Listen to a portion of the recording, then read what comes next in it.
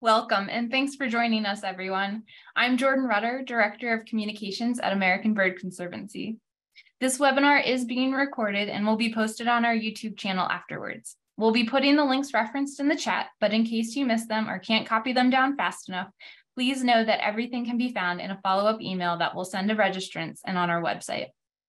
Please submit any questions you have during the presentations using the Q&A box, and we'll try to answer as many of those as we go along, but we'll also be having a Q&A session at the end.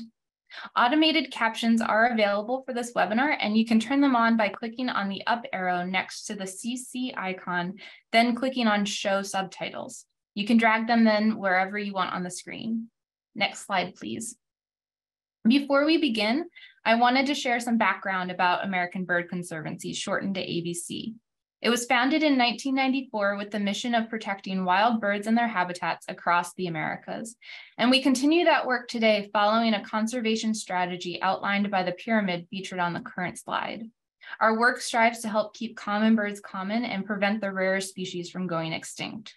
And bird conservation works. Species and groups of birds have rebounded in the past decades, but it doesn't happen without people like you who care about birds. So thank you again for joining our webinar today. Next slide, please. And as we all know, birds need support and hope. And as you'll learn in this webinar, habitat can help provide that hope.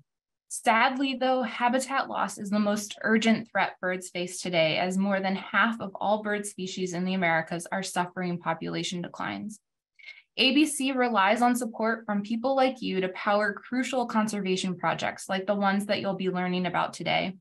And as you continue to hear the presentations, you'll learn about how ABC is conserving bird habitats and combating daily threats to birds in the most effective ways possible. Please consider supporting these efforts with a gift. Every dollar raised will count towards our Habitat is Hope one-to-one match to raise $500,000 for birds by June 30th. You can visit abcbirds.org/habitathope or scan the QR code on the current slide to make a gift. Thank you so much, and thank you so much to the ABC donors in the audience right now. I hope you enjoy seeing what you're helping make possible and learning about what we're doing for birds. Next slide, please. So we're all here because spring migration is an incredible time of year where we all celebrate the migratory birds that are passing through and returning to their breeding grounds. The awe, wonder, and just pure joy of the season is really hard to beat, and we all know that. When you take a moment to really think about the lives of these birds and the journeys that they're making, there's no doubt that migration is truly a phenomenon. It's sometimes challenging to actually comprehend all of the complexities of these birds' biology, natural history, and the challenges that they face along the way. Today, we're going to be focusing on the wood thrush and current conservation efforts related to this species as an example of what migratory bird conservation looks like in action and on the ground. The wood thrush, along with all other migratory bird species, requires support every day and everywhere along its migration path and its whole life. ABC is proud to be working to help and will be sharing some of our current projects. So without further ado, let me introduce you to our speakers. Next slide, please. We are honored to have Marci Eggers, who is ABC's Director of Migratory Bird Habitats in Latin America and the Caribbean, where she leads efforts to protect and restore priority landscapes that migratory birds depend on in their non-breeding grounds. ABC works in collaboration with ranchers, farmers, and local communities that depend on the health of their natural environment for their livelihoods, and also brings innovative finance solutions to advance habitat restoration. Prior to joining ABC, Marci worked for the Nature Conservancy for 18 years, leading conservation and marketing programs across Latin America and the Caribbean. Marci has an international MBA from the University of South Carolina's Moore School for Business. Anchondo is ABC's Associate Director for Impact Investing in Latin America and the Caribbean, where he works with conservation partners and companies to implement best management practices for farming and ranching. Andres uses his background in finance and agroforestry to demonstrate that done right, agriculture in Latin America and the Caribbean can provide bird habitat and help communities, companies, and investors turn a profit. Liz Brewer started her career with ABC and the Appalachian Mountains joint venture in 2019 as the outreach forester, focusing on increasing private landowner enrollment in Farm Bill conservation programs. In her new role as outreach specialist, she works to coordinate outreach efforts across the joint venture's focal landscapes. She graduated from Purdue University with a Bachelor's of Science in Forestry. Liz is based in West Virginia. And Dr. Adam Smith is ABC's U.S. Director of MODIS Operations. MODIS is a collaborative, coordinated, automated telemetry network to study the movements of migratory animals at local, regional, and hemispheric scales.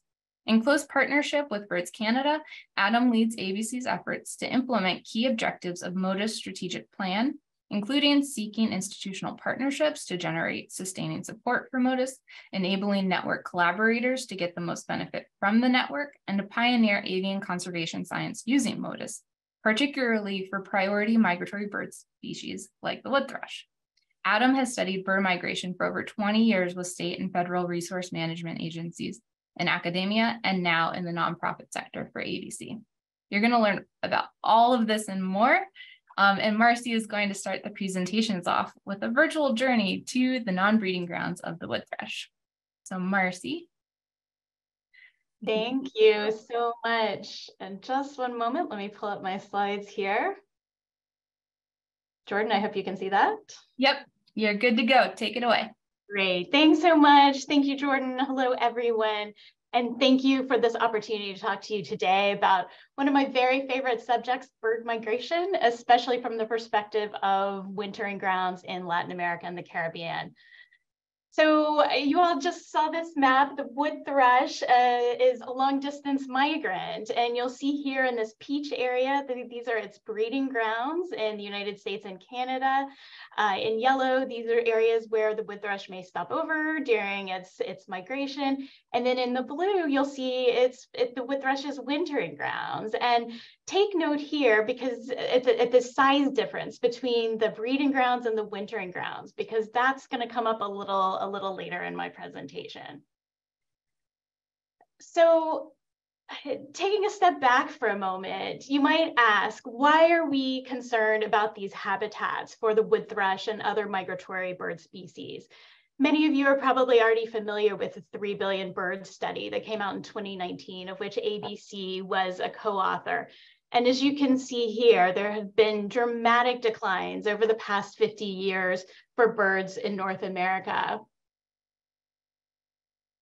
And migratory species actually represent the majority of these losses.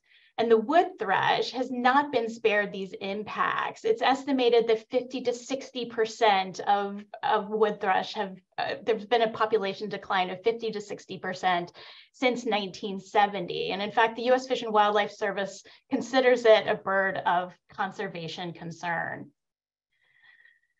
We know that migratory species habitats are already being adversely impacted in their wintering, breeding, and stopover sites.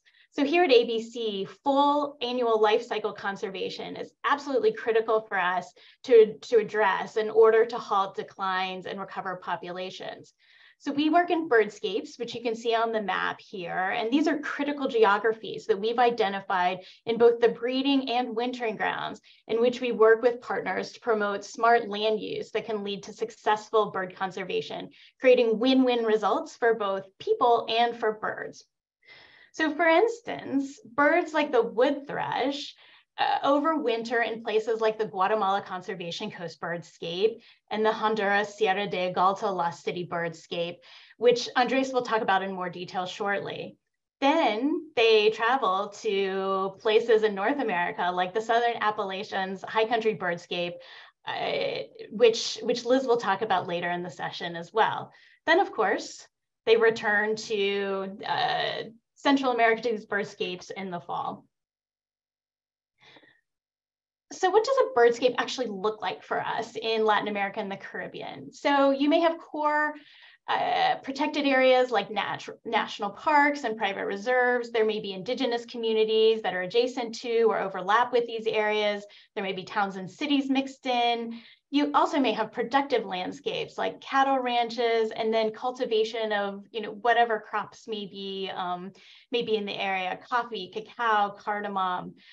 And it's an important point I want to make here is that these different land uses actually present an opportunity for us. Many migratory forest birds tend to be habitat generalists in the tropics. And so basically they're just not too picky about where the areas they inhabit in their wintering grounds.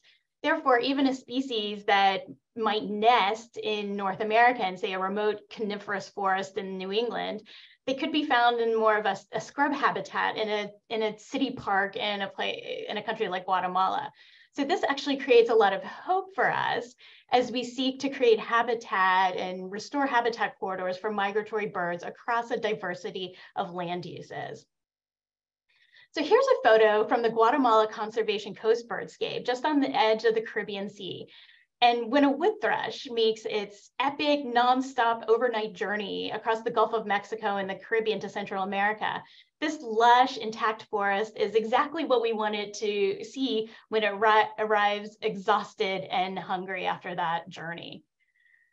However, this is what many migratory birds see: severely degraded forest. In fact, some countries in Central America have lost more than 60% of their native forest in the past 30 or so years. This photo was taken from a trip that Andres and I had to Honduras, to the Sierra de Galta Lost City Birdscape last year, in which hours and hours riding in a truck to a project site, we saw endless deforestation like this. And so going back to that map that I showed you earlier in the presentation, if you think about how much smaller their wintering grounds, where they spend more than half the year, how much smaller they are compared to their breeding grounds, you can see how the impacts of deforestation have an exponentially greater impact here. So what are we doing about this? ABC has just launched its Birds Plus program, in which we are seeking to accelerate the restoration of habitat at a scale that is meaningful to help both migratory bird populations recover in Latin America and the Caribbean. And we are truly hopeful that this will not only have just a positive impact for birds, but also for nature more broadly, for local communities, and for people who want to financially invest in these projects. So the program is built around 3 pillars. The first is around best management practices, in which ABC and its partners are working with farmers and ranchers to implement activities on their lands that can benefit birds and the incomes of local producers. The second is the establishment of our Birds Plus Fund, which is a vehicle for a blended finance approach to funding conservation projects. Through this fund, we are raising traditional philanthropic funds and combining them with investments so that we can deliver more conservation on the ground. And then finally, the third pillar is our Birds Plus Index, which is currently in the early stages of development. So basically, we know that financial institutions and companies investing in agriculture and ranching not only want to see financial results, but they also want to see positive impacts on birds and other biodiversity. So in a nutshell, we're going to be using bioacoustics or sound recordings to monitor the presence of birds at a project in a way that is meaningful to investors, as birds are excellent indicators that reflect overall biodiversity. So for instance, as more insects return to a site, more bird insectivores will return. As more natural fruit-bearing plants return to a site, more frugivores or fruit-eating birds will return. So there will be much, much more to come about this as we're developing the bird index in the coming months, but this will be a really important component of our Birds Plus program as we track our impact. So now I want to pass things on to my colleague, Andres Anchondo, ABC's Associate Director of Impact Investing in Latin America and the Caribbean, to dive deeper into a couple of our projects in Guatemala and Honduras, and especially focusing on these first 2 pillars of our Birds Plus program so that he can tell you more about the best management practices we're helping bring to some of our project sites, and also to talk about how we're bringing investments to them. So I will pass the baton to you, Andres. Thank you, Marci. And I'm getting a message that I cannot start my video because the host needs to do something. Oh, perfect. All right. Thank you, Marci. Thank you, Jordan. And hi, everyone. Good afternoon to all of you. And I'm going to share here my screen with you because I want to share with you what we are doing in Latin America and the Caribbean.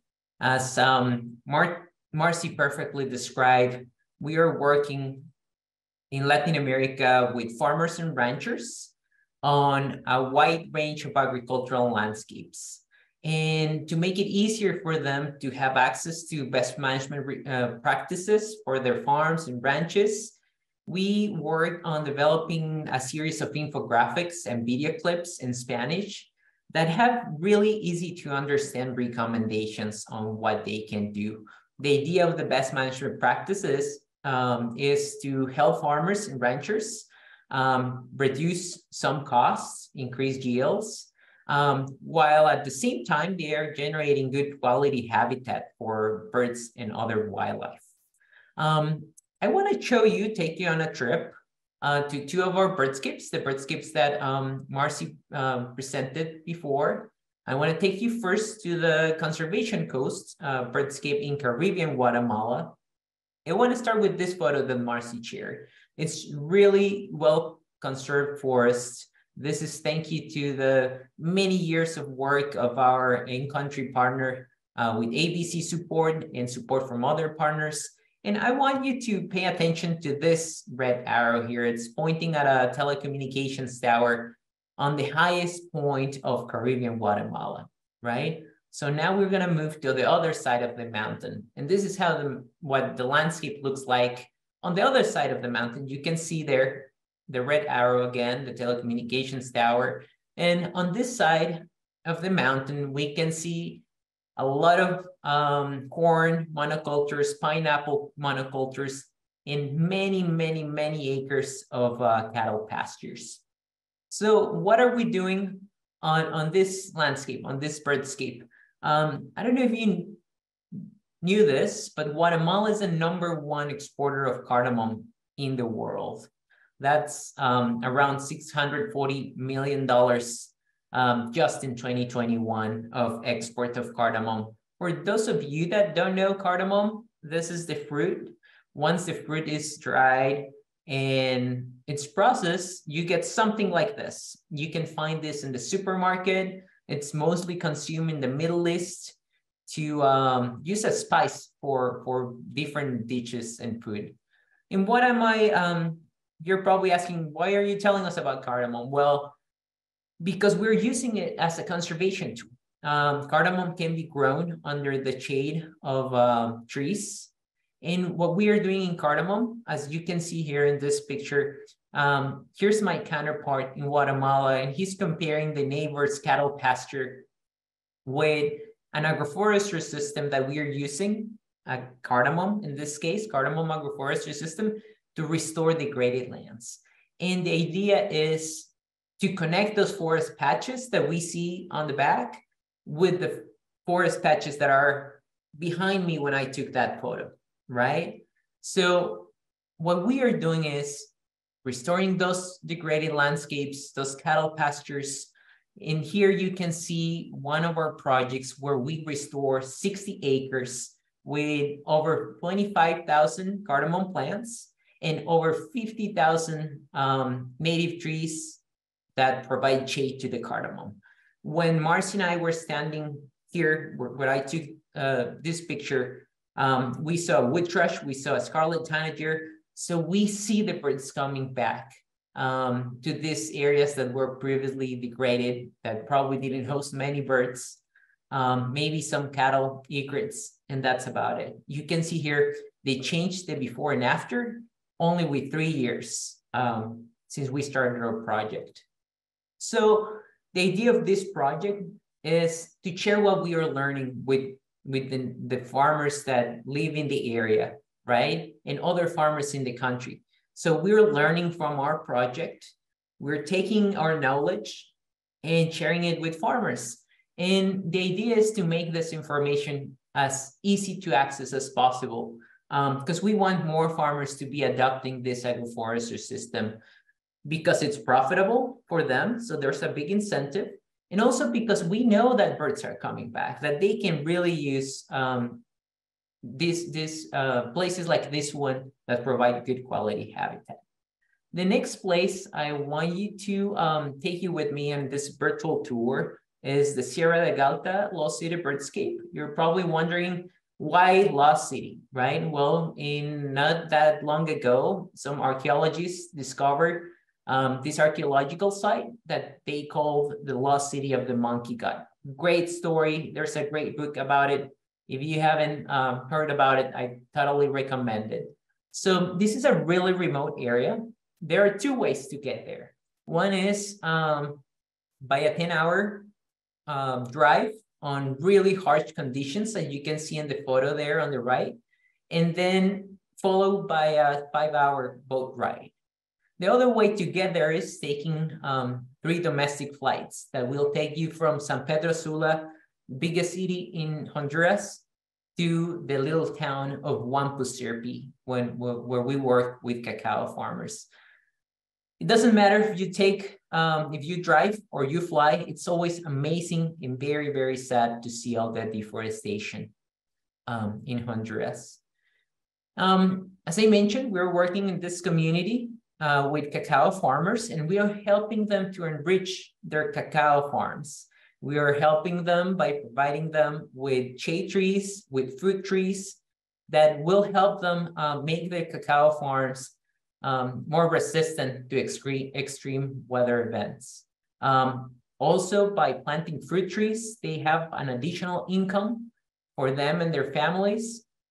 And at the end of the day, what we are trying to do is create biological corridors connecting the different forest patches. Here on the left, you can see what we are sharing with farmers in the area with the recommendations and what we are trying to replicate. At the end of the day, what we would like to see is a farm like this one, cacao growing under the shade of native trees.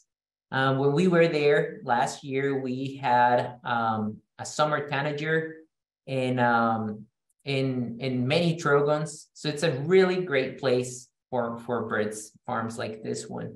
Here's another great example that I really like. You can really see the cacao trees growing, but then you have another species of native trees and fruit trees that provide that habitat and corridors for birds and other wildlife. In this birdscape, we're working with a community-led company that provides technical assistance to cacao farmers. They also work, they also buy the farmers' cacao, they process it, they process the cacao, and they sell it. Here on the lower left corner, you have their logo.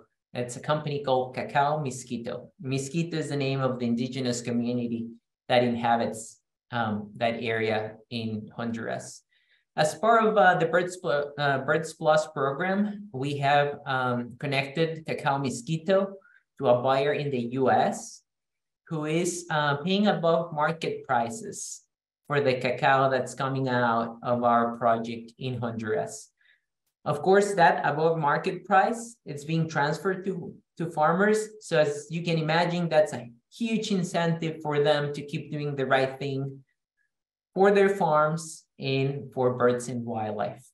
In case you're curious where the cacao is being used, well, the cacao from our project in Honduras is being used to produce chocolate here in the US. Here you have 3 different brands that use, as you can see there in the tag, cacao from Huampusirpi. We're really proud of this project and all of our projects because we are doing things that are helping farmers improve their livelihoods. And we're also helping birds, migratory birds that we all love and other wildlife. Just to give you an example here in Huampusirpi, where we work in our birdscape, it's a really important area for jaguars. So what we do to help birds helps other farmers, other wildlife and farmers. So all win-wins all over the place with our conservation projects. So I'm gonna leave it there. And I think Jordan's gonna help us with the next speaker. Yeah, that was awesome, Marci and Andres. Thank you so much. Yes, so friendly reminder to our current participants that we are recording this webinar, so no worries if you can't copy down all those links in the chat. We'll be following up with an email that has those links. Also, we encourage you to use the Q&A button at the bottom of your screen to submit your questions. We have a lot of great ones coming in, and we'll try to answer as many as we can at the end in our Q&A portion. But next up, we're going to, again, go with our virtual tour and go to the breeding grounds, right? So most of us know about the non-breeding grounds, and now we're going to go to the breeding grounds with Liz Brewer. So Liz, are you all set I up? am here. Let me just get my screen pulled up. All right, hopefully you can see that, Jordan. Take it away. Perfect. So hi, everyone. I'm Liz Brewer. I'm the Outreach Specialist for Appalachian Mountains Joint Venture, or AMJV for short. I live down in West Virginia, but our AMJV region covers about 102 million acres from New York all the way down to Georgia. So we are one of 25 migratory bird joint ventures. These joint ventures are responsible for the delivery of national and international bird conservation plans. In Appalachia, our partnership includes over 55 federal, state, and nonprofit conservation agencies. We are all working together to improve habitat for the benefit of birds, wildlife, and people across Appalachia. Wood thrush, of course, is one of our priority species due to a loss of suitable habitat here in North America. Appalachian forests were historically logged very heavily, and they had very little active management as they grew back. That means the forests are now what we call an even-aged forest, meaning the trees are all roughly the same size and same age. This means the canopy is closed and it doesn't allow much, if any, sunlight to reach the forest floor. No new plants can really grow back. So this photo was taken in the fall, so there's no canopy really right now, but it kind of shows what an even-aged forest might look like. This next photo shows the structure of a forest. You have the forest floor where you'll see leaf litter. If sunlight gets through, you'll see new plant growth and maybe wildflowers or herbaceous plants.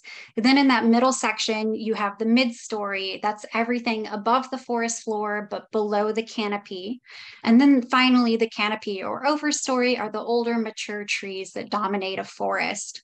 So to create the best possible habitat, foresters and land managers follow these guidelines that were developed by top wood thrush experts and excellent scientists. These scientists outlined the type of habitat that wood thrush use throughout their life cycle. And in North America, of course, we use the breeding season standards for habitat.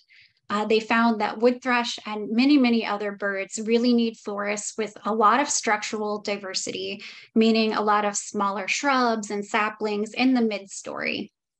The forests that they typically use are intermediate to older in age. They're dominated by hardwoods like oaks and hickories. They have that thick mid-story layer and then a semi-open forest floor. So you're probably wondering, what exactly does that look like? Well, it might look like this. You can see very clearly leaf litter on the floor.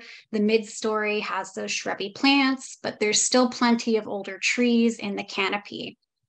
So this can be created by creating small gaps in the canopy, just like in this photo, and wood thrush will love it.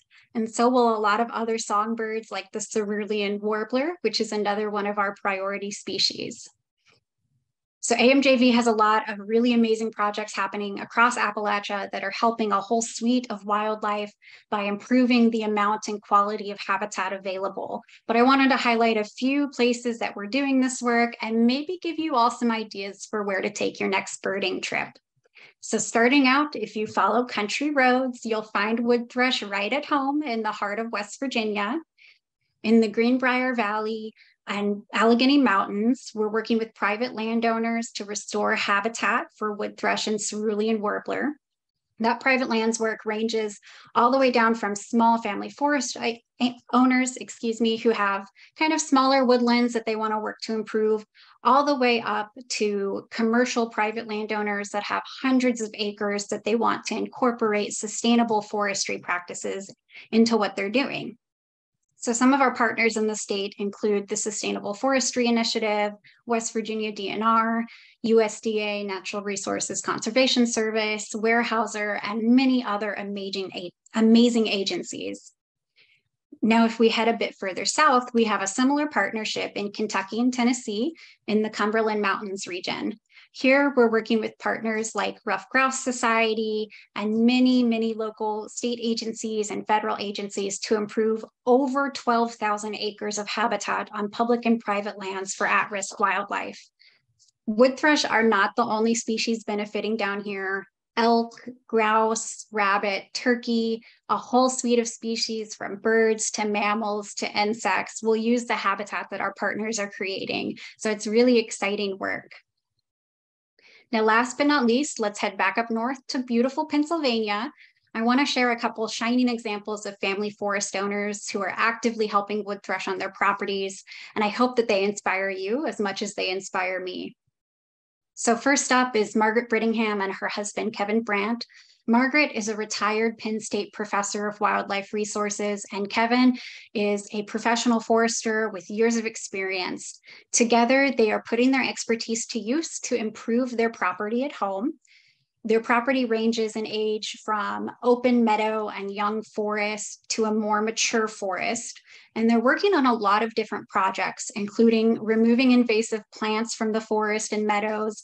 You can see in this image, they've pulled out the very robust root system of an invasive shrub from their meadows. It's not easy work, so I applaud them for really putting in the effort to get this done. In this next photo, you can see Kevin is working on cutting down a tree to help create those canopy gaps. And they have a really awesome sustainable system on their property. All the downed wood on their property, they reuse as firewood as much as possible. So it's really great, super sustainable. Finally, you can see Margaret here enjoying a nice walk through her woodlands, knowing that she's helping her local wildlife with her hard work. But don't get discouraged by this, because you don't need to be a professional forester or wildlife professor to create great habitat. Mike and Laura Jackson are proof that you can do it too. I had the pleasure of interviewing Mike and Laura just a couple weeks ago, and I am not exaggerating when I tell you I hope to be as cool as them one day. They have about 120 acres in Pennsylvania. It also ranges from open meadows to young forest to more mature forest. And this was a property that had been heavily logged twice when they got it. The fields were overgrown, they were out of use, they had a lot of invasive plants on their property, and yet they chose to build their home here and restore it to their dream wilderness retreat. And their work has really paid off. With the help of foresters and biologists, a wetland specialist, and a lot more, they have restored their fields to native meadows that are lush with wildflowers and pollinators. They've even seen rare butterflies on their property. They've also installed small vernal pools and have seen rare amphibians showing up as well. And of course, the reason we're here today, they've been working on creating canopy gaps in their forests to help wood thrush and cerulean warbler thrive in their woodlands. They have confirmed that both of those species are breeding on their property. And just look at this forest photo. They maintain trails throughout their property so that they can stroll through and really enjoy the fruits of their labor. And boy, has it paid off. And next, here's one of their vernal pools. You can see that there's some wildflowers around it. They've confirmed that they have wood ducks using these pools, which is very exciting. Just all around exciting stuff happening in Appalachia with inspiring people.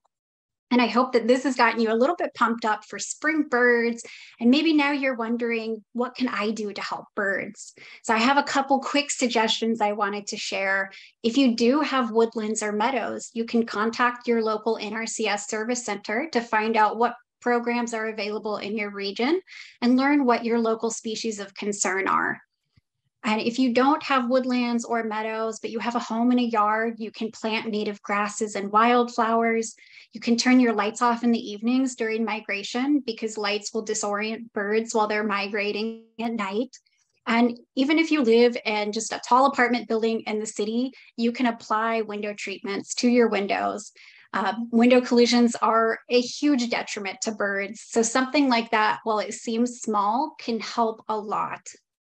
And now, most importantly, get out and go birding, and hopefully you'll see some wood thrush. And with that, I'll pass it off, I think, to Adam, who's going to wrap us up. That was amazing, Liz. Thank you so much. So yeah, we had the first presentations in Latin America. Now we're in Appalachia. How do we get from point A to point B? Adam, you're up to help us. Sounds good, Jordan. Can you allow me to share my video? Or my, I guess my video. Yeah. Let's see if this works. Your screen is good. Take it away. All right, thanks very much. Thanks, everybody. And thanks especially to Marci, Andres, and Liz for really just doing a fantastic job of bookending the annual cycle of wood thrush. I want to kind of close out this portion of the webinar, the presentation portion of the webinar, focusing back in on wood thrush in particular and using it as an example of why understanding the connections between those two ends of the migratory cycle are so important to our conservation efforts. So you've seen a distribution map like this multiple times. And at the southern end, we have the great work that Marci and Andres are leading with ABC and the partnerships that they're forging in Latin America and the Caribbean to improve habitats for many species, not just the broadleaf forests that wood thrush depend on in Central America, but forest shrublands and grasslands. And then on the northern end, we have ABC's and our partners' work in the Appalachian joint venture that Liz touched on, and that's going on in other joint ventures that are really demonstrating habitat restoration leadership for many priority migratory species on the North American breeding grounds. And of course, that includes our wood thrush example here today, but we've not yet completed the annual cycle for our wood thrush. So we still have this big chunk of the annual cycle that I've highlighted here in yellow on the timeline. And that's one that's going on even now as we have this webinar for wood thrush and hundreds of other North American bird species. And of course, I'm talking about migration. So, you know, as this webinar is going on, there are 12 million wood thrushes, give or take a million or two, that are kind of making their way from those Central American habitats that Marci and Andres described over or around the Gulf of Mexico to places up north, like the Appalachian Mountain Joint Venture. So I'm really here to connect these two worlds and the habitats within them that the wood thrush rely on. So I'm going to very briefly, since that's all we have time for today, talk to you about how MODIS, which is, as Jordan mentioned earlier, this coordinated automated telemetry network, can help us make these connections. And hopefully I can convince you that understanding these connections between wintering grounds and breeding grounds is really vital to direct our conservation efforts, whether it's for wood thrush or any other migratory species.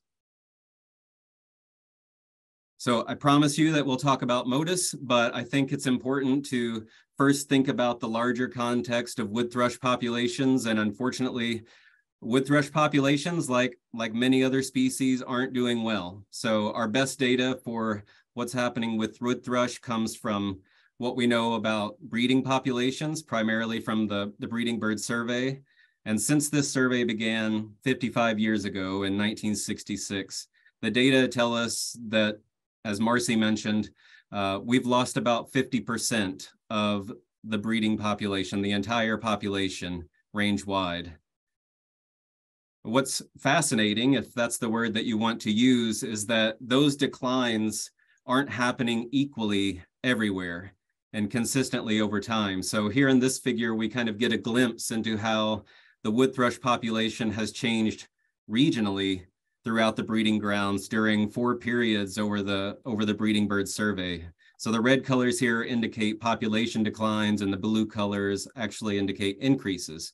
So we have this backdrop of substantial range-wide declines for the species as a whole.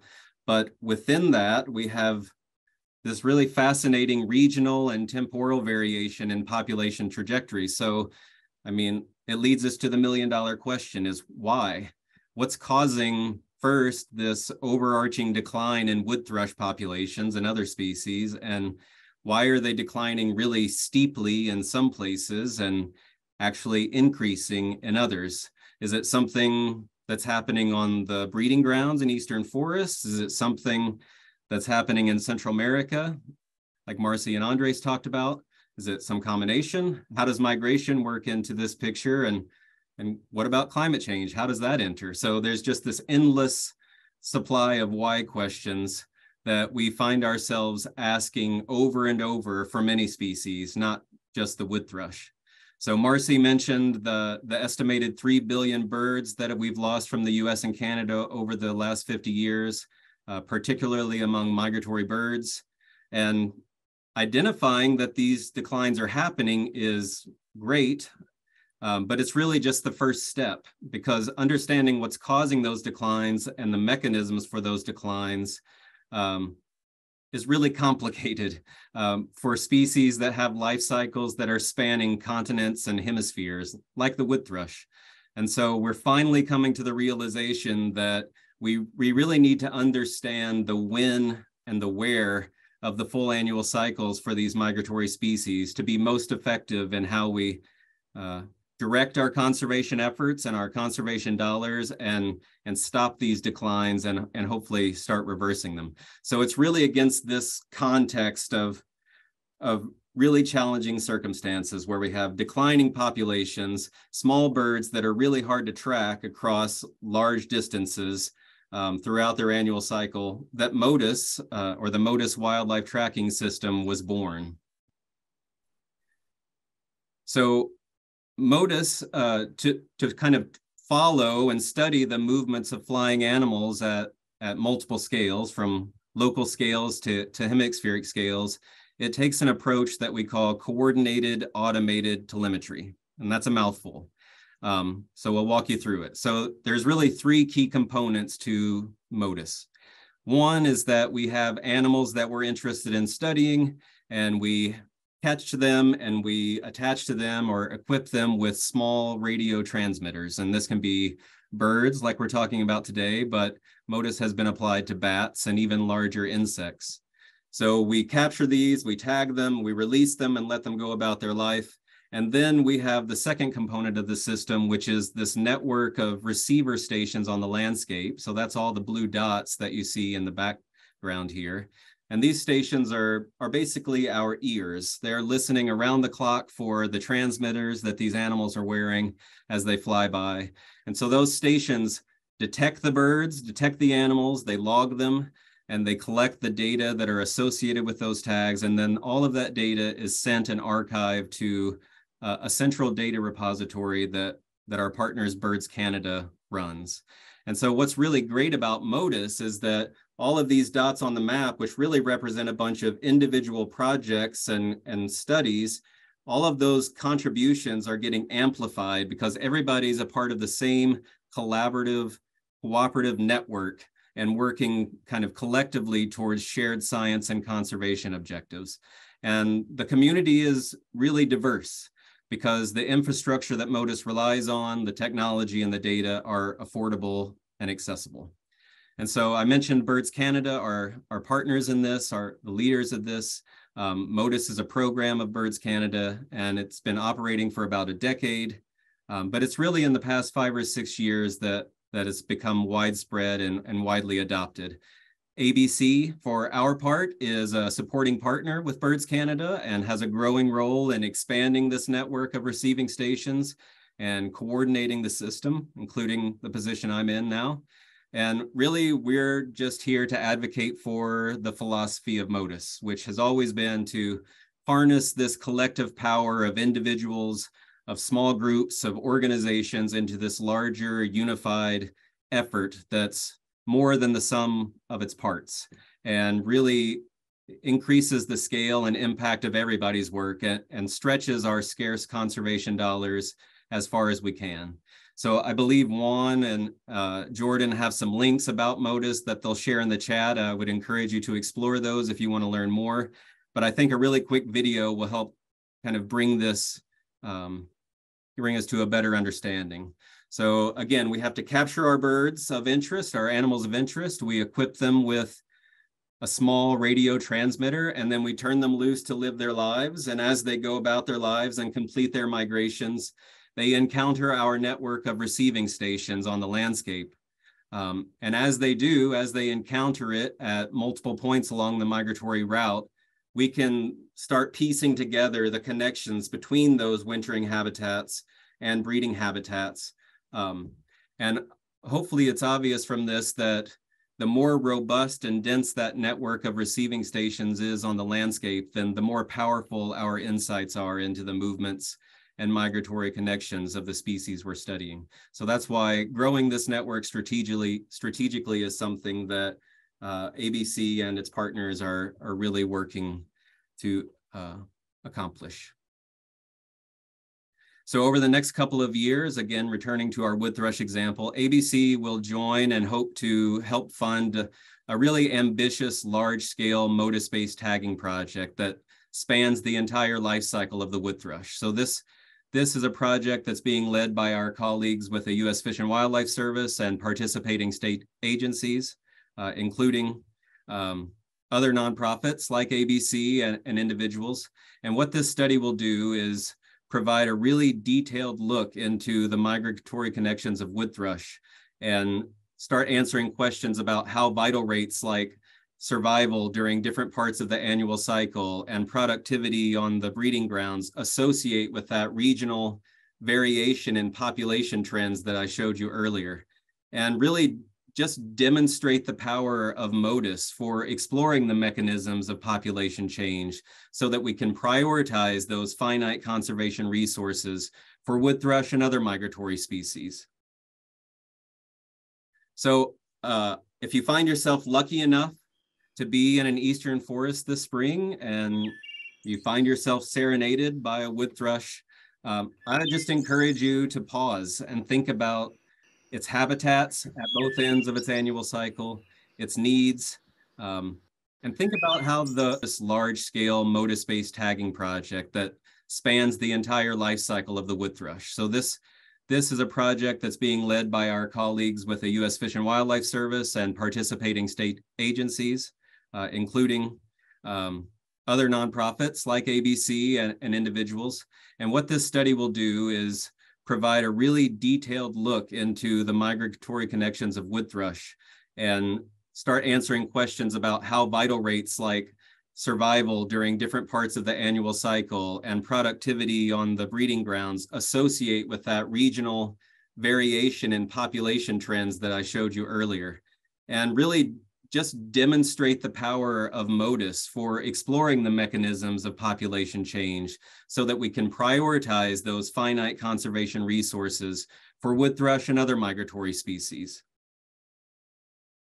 So if you find yourself lucky enough to be in an eastern forest this spring and you find yourself serenaded by a wood thrush, I just encourage you to pause and think about its habitats at both ends of its annual cycle, its needs, and think about how those two worlds and the habitats in those two worlds are really connected, and how organizations like ABC are working throughout that full annual cycle like you've seen today to understand the connections and to restore those habitats at either end and along the way.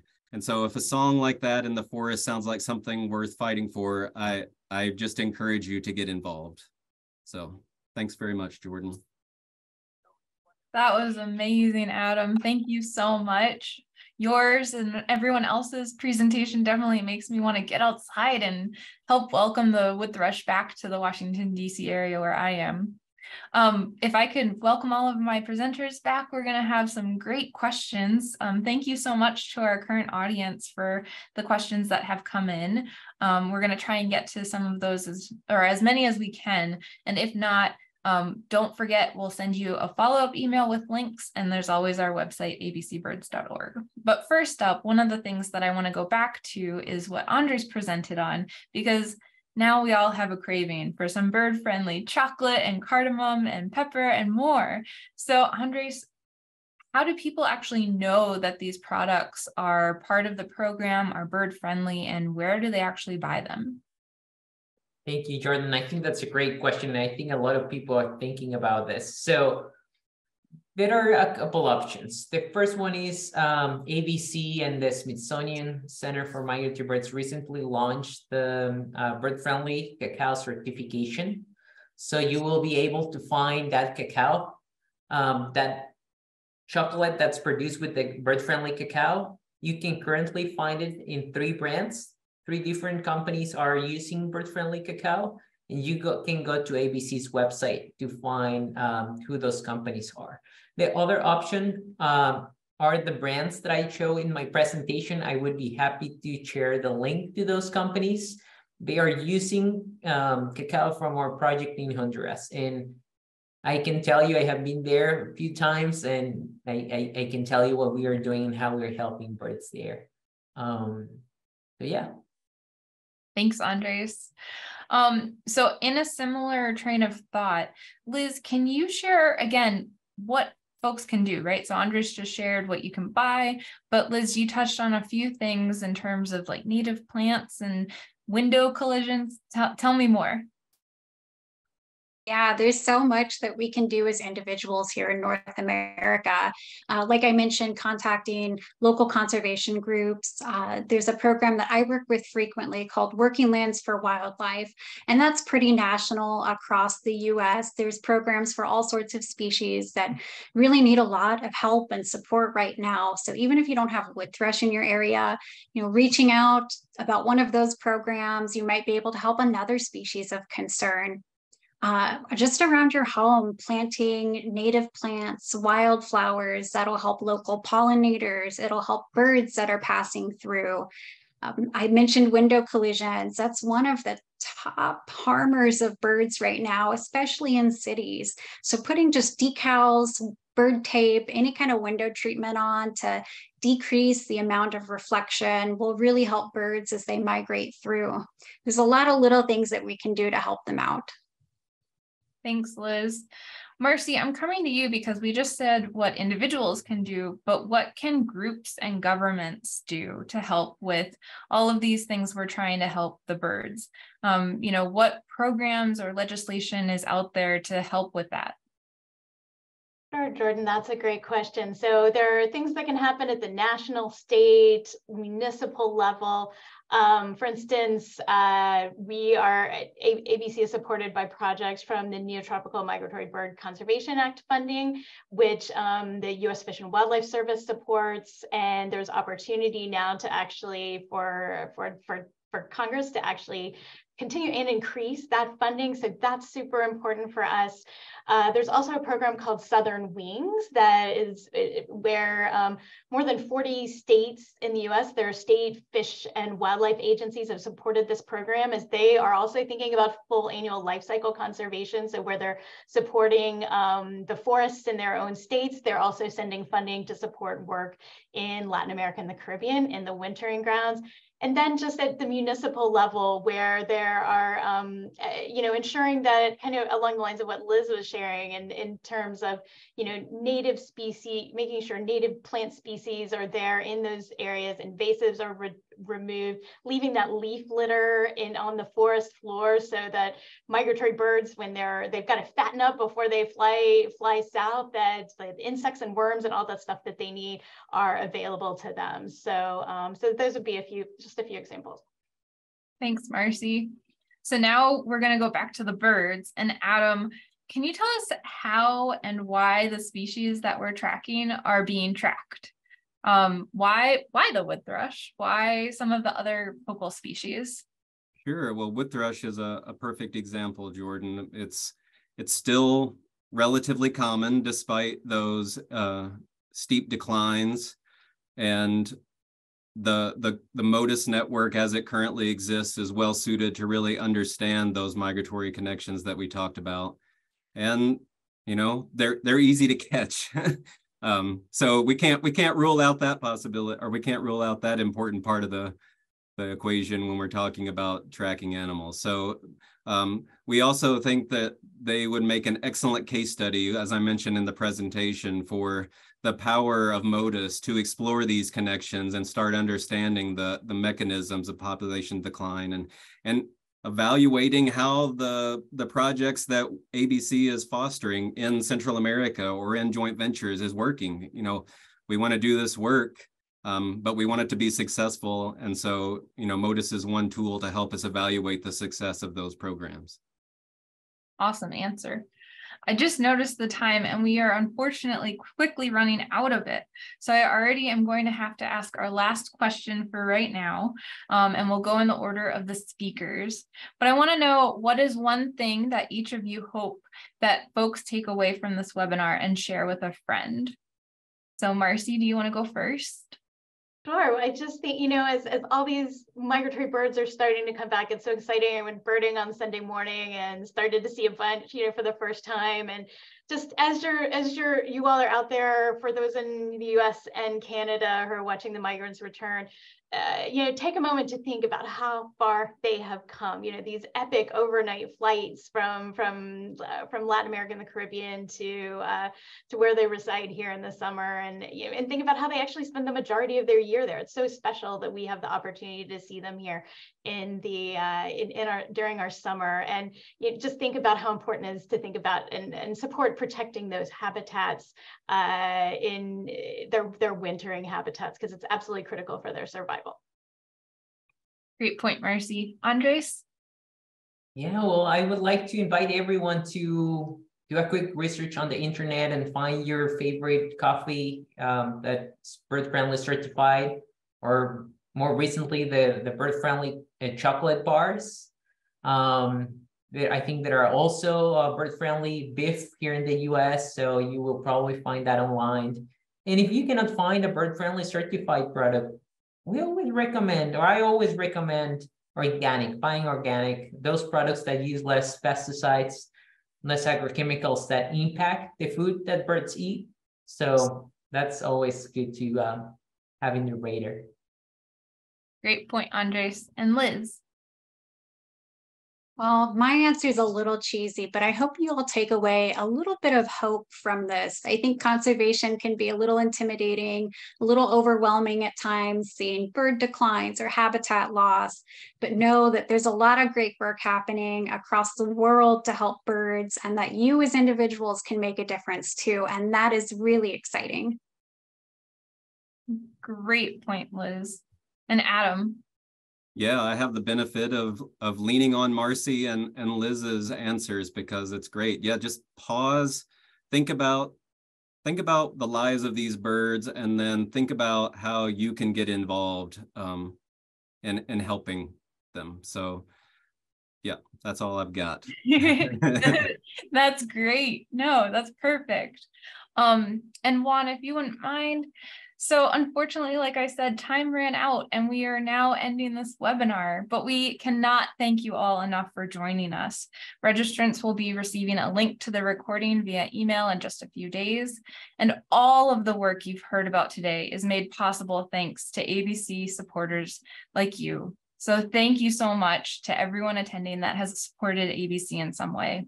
If you'd like to support more critical bird conservation efforts like what you've heard about today, please consider donating to ABC's Habitat is Hope one-to-one match campaign taking place now. Some generous donors have already committed $250,000, and ABC is seeking to match that so we can do even more to protect wild birds like wood thrush and all of their needed habitats. Please visit abcbirds.org/habitatishope and scan the QR code if you have your phone handy. Again, thank you so much, and happy birding. It's spring migration. I hope you get out there and observe some birds.